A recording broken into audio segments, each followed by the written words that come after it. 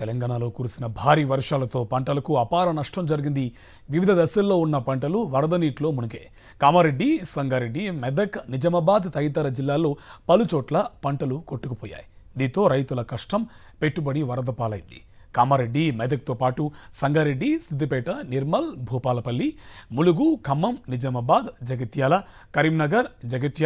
కరీంనగర్, యాదాద్రి జిల్లాలో పంటలపై తీవ్ర ప్రభావం పడినట్టు అధికారులు గుర్తించారు. అయితే పూర్తి స్థాయిలో పంట ఆస్తి నష్టంపై అంచనాకు మరో 2 రోజులు సమయం పట్టే అవకాశం ఉన్నట్టు తెలుస్తోంది.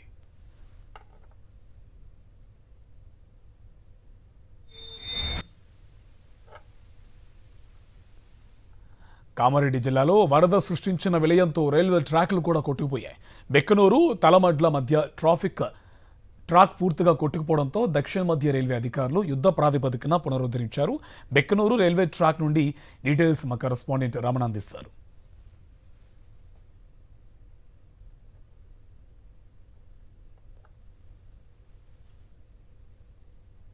మనం కామారెడ్డి జిల్లాలో బిక్నూరు, తలమడ్ల రైల్వే ట్రాక్ ప్రాంతంలో ఉన్నాం. ఈ రైల్వే ట్రాకే మొన్న వచ్చిన పెద్ద వరదలకు కొట్టుకుపోయింది. దీంతో మొత్తంగా యుద్ధ ప్రాతిపదికన రైల్వే శాఖ అధికారులు, దక్షిణ మధ్య రైల్వే అధికారులు అంతా కూడా ఇక్కడికి వచ్చి వాటిని పునరుద్ధరించారు.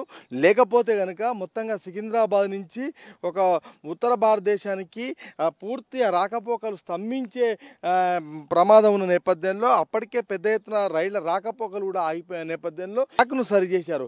లేకపోతే కనుక ఖచ్చితంగా ఈ రైల్వే ట్రాక్ ఇట్లాగే స్తంభిస్తే ఇప్పటికే అంటే NH-44 దేశంలోనే అతిపెద్ద హైవే స్తంభించడంతో కేవలం 25% మాత్రమే ట్రాఫిక్ కనిపిస్తున్న నేపథ్యంలో దక్షిణ మధ్య రైల్వేకి సంబంధించి ఒక పెద్ద ట్రాకు ఉత్తర భారతదేశాన్ని, దక్షిణ భారతదేశాన్ని కలిపే ట్రాకు ఇది పూర్తిగా కొట్టుకపోవడం అంటే ఆ వరద తీవ్రత ఎంతో మనం చెప్పుకోవచ్చు. ఆ వర్షం ఎంత కురిసిందో మనం అంచనా వేయచ్చు.